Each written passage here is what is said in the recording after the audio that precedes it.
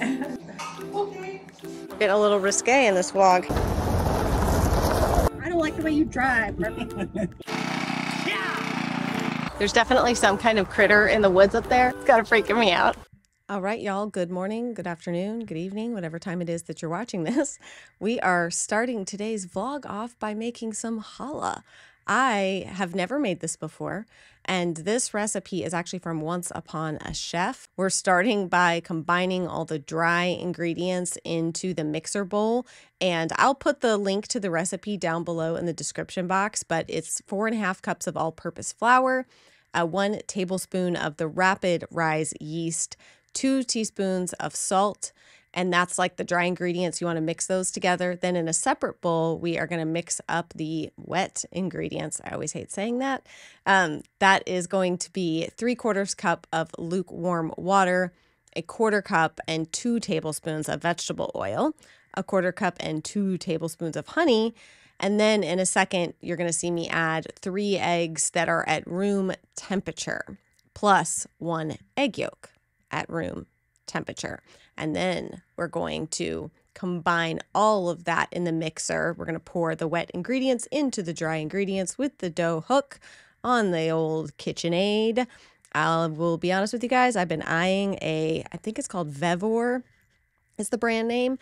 It's a massive, like, rolling mixer. I kind of want it because I can like triple my recipes and I won't break the mixer. The KitchenAid can only handle so much. Sometimes you have to stop and give it a break, especially when you are using the dough hook. There's also a Bosch mixer that I've been looking at. All right, so once it's done, you want to bring it onto a floured work surface, and then we're just going to knead it a little bit into a smooth ball, and then in a greased bowl. So just like lightly grease a glass bowl, and you're going to place the dough in there. You're going to flip it over so that it's covered in the oil as well. You know, nothing crazy, right? Just lightly covered in the oil. And then we're going to cover the bowl with plastic wrap, and we're going to let that dough rise in a warm place for 2 to 3 hours. I won't lie, sometimes I cheat and I put mine on a heating pad so it rises a little faster. I'd keep the heating pad on low.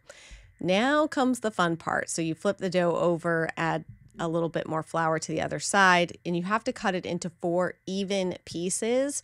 So she does say that you can weigh them if you want to make sure that each piece is 9 ounces. And then you shape it into these ropes, these long ropes. I think I needed to make mine a little longer. CR walks in while I'm doing this, and he's like, what in the hell are you doing? I just need to get some hot water real quick. We're making some challah, babe. We're making some challah. Don't get too excited. Okay. All right, then comes the braiding. Now, I apologize because I did not realize that my camera wasn't angled down enough that you could actually see what I'm doing here, but you kind of connect the pieces at the top, and then you just take you like fan them out, and then you take the farthest piece on the right, and you start by braiding it over, under, over, and then you just keep doing that. You grab the farthest piece to the right and go over, under, over until you get to the very end, and then you just kind of bring those ends together and tuck them under so that you have a finished edge. Then you place it onto a cookie sheet with some parchment paper and let that again rise for about an hour to 2 hours.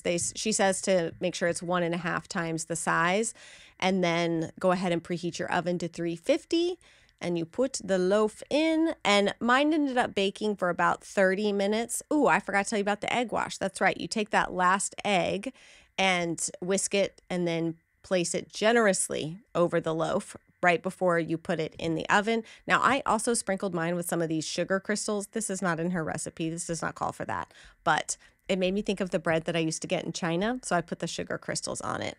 And you can double check, which I did, that the center of the bread was at the proper temperature. That's all in the recipe. And then cut and enjoy. And let me tell you, it is delicious. You have to try this. It's pretty easy. I gotta say, it's pretty easy.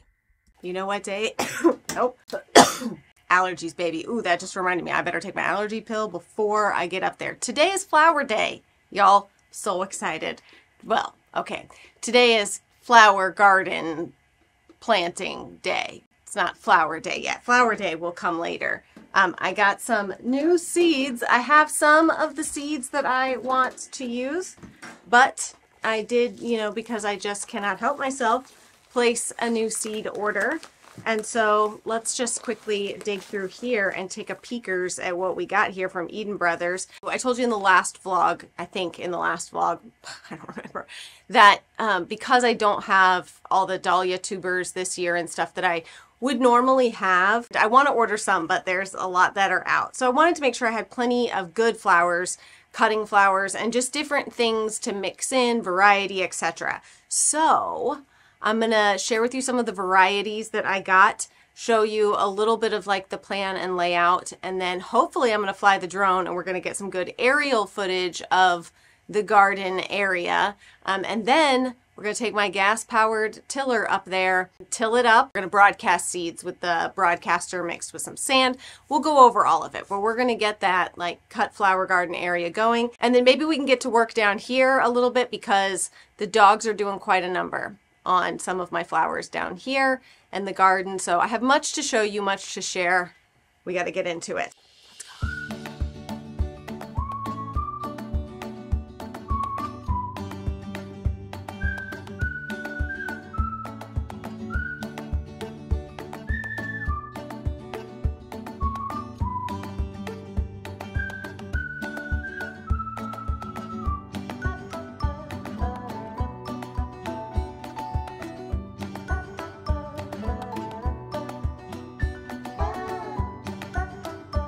Whoops, hold on. We're getting a little risque in this vlog. Hello.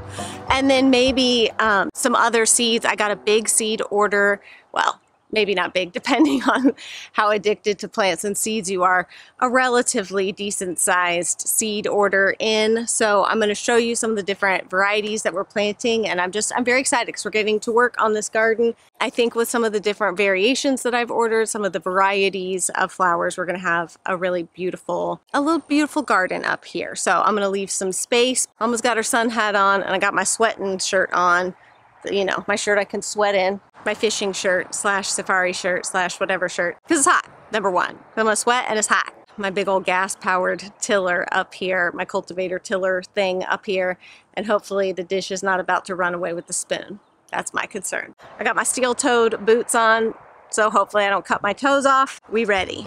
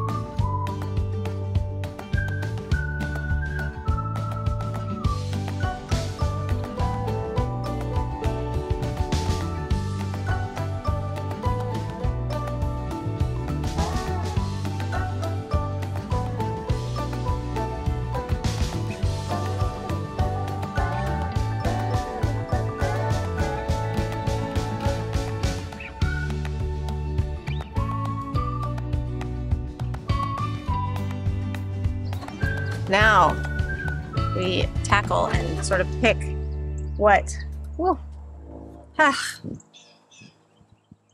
little sweaty, Brushy. Now we're gonna kind of pick the seeds that we want to go up there. I also have this one. I think what I'm gonna do is I think I'm definitely gonna do some of my South Carolina blend since we live in South Carolina. Hopefully that one will be fairly successful. And so that I kind of know, I'm going to kind of section off the flower garden and put certain types of seeds in like quadrants, if you will, little sections, just so that I know I'm not going to mix them all up. So I'm going to do some of the South Carolina blend. And then I think I'm also going to do some of the bird and butterfly wildflower seed mix. There's 14 different species in here. Cosmos, California poppies, bird's eye, baby's breath, Mexican hat, black-eyed Susans, yarrow, calendula. So let's see, the bee's knees one has Cosmos, lance leaf, California poppy, lemon queen sunflower, purple coneflower, baby blue eyes, yellow prairie coneflower. There's other places I can plant some of this wildflower seed mix, so I'm going to try not to get like overzealous and want to plant it all, because that's probably not. Oh, my husband is there from CR flying the drone behind me. I know there's no way you'll be able to see it. It looks like a mosquito or something coming flying. Whoa! Hey, Rake-a-reezy, Russ. You can't even see it on the camera. I don't know, maybe you can. Where is it? There it is. You gonna fly over my garden for me? All right. I wanted some drone footage. I got this new drone like a year ago and I've never used it, which is really sad. And so I was like, either I'm gonna sell this thing or I'm gonna use it. So CR set it up for me because I am technologically challenged. Send me out here with the gas-powered tiller. I got you, boo. Try to make me run this stupid drone that has like a remote control. Forget about it. Did you figure it out? Let's test fly the drone real quick.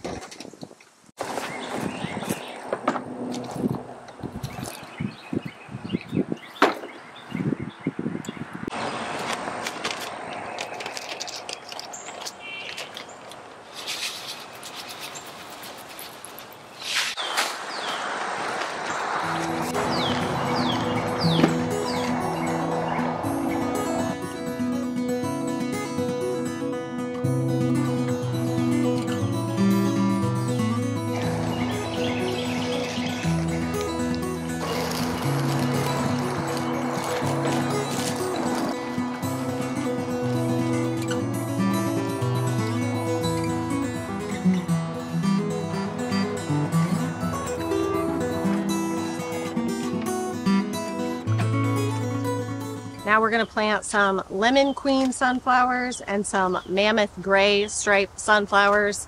I'm not going to worry about being too terribly accurate because I haven't had a lot of luck growing sunflowers. They need a lot of water in the beginning and I'm not always great about that. So I might overseed just a little bit and then I'll thin them out later.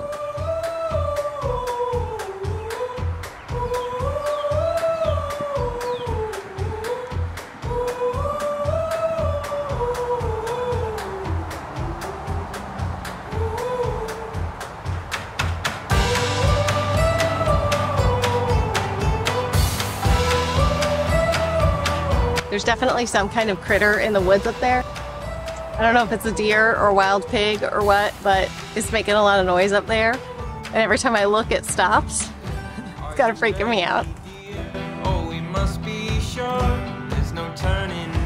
Now we're gonna do some lemon queens. These aren't quite as tall. These go up to 70 inches. They're not quite as tall.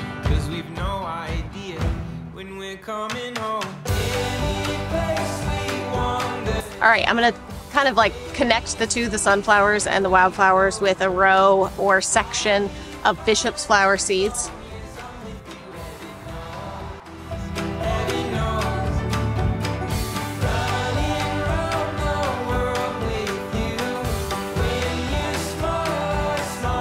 Now I'm going to use those tags I was telling you guys about before, the metal ones that you just kind of press into, just to mark the sections where I've planted things so that I don't forget what I planted where.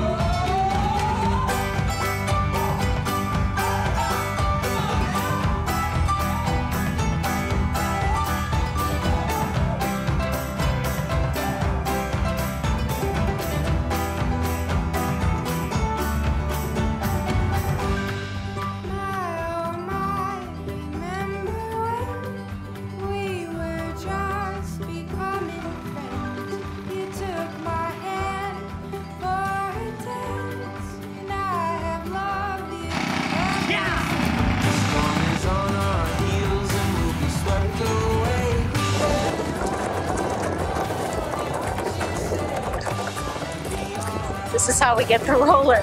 This is how we fix things in a Russian space station. This is how we get the heavy roller down to the garden. Nice booty. Nothing? You got nothing to say?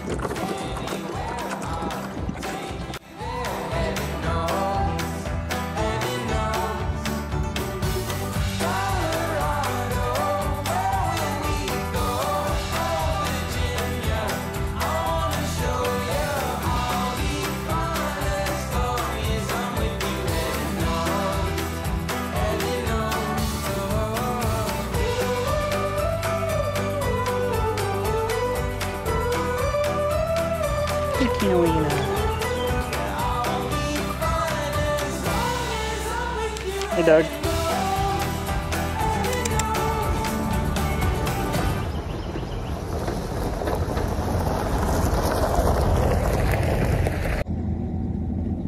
Give me a chance to put on my seatbelt, sir. Sorry.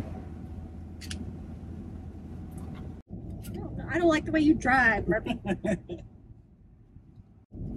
You and your rice caddy hat. I've got on my old Egyptian Tomb Raider. Indiana Jones over Well, here. Indiana Jones when Talking he's, smack. 80, when he's 85.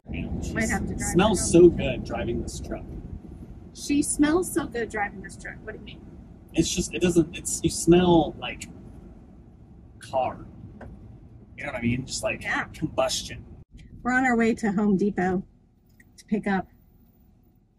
I forgot now.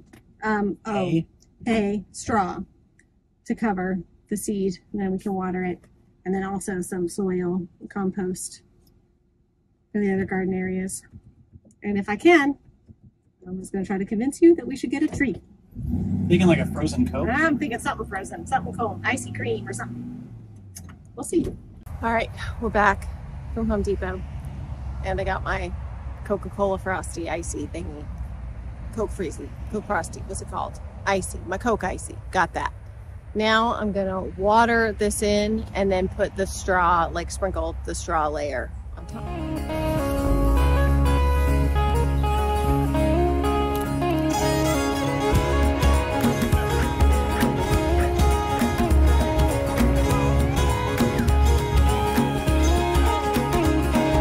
Traveling around the world, my feet will tell me where to go.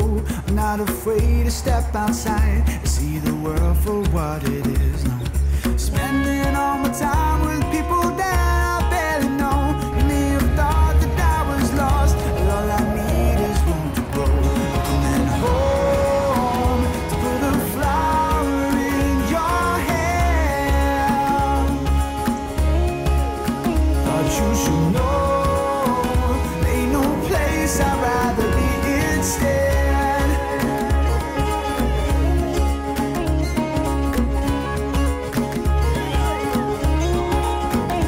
I'm gonna finish watering this a little bit more, then I'm gonna put the straw down, and then I'm gonna see if I can find, I tried to find a sprinkler, I couldn't. I just gotta find my sprinkler so that I can set this up so it can water in a little bit more, but that requires me to find my sprinkler first.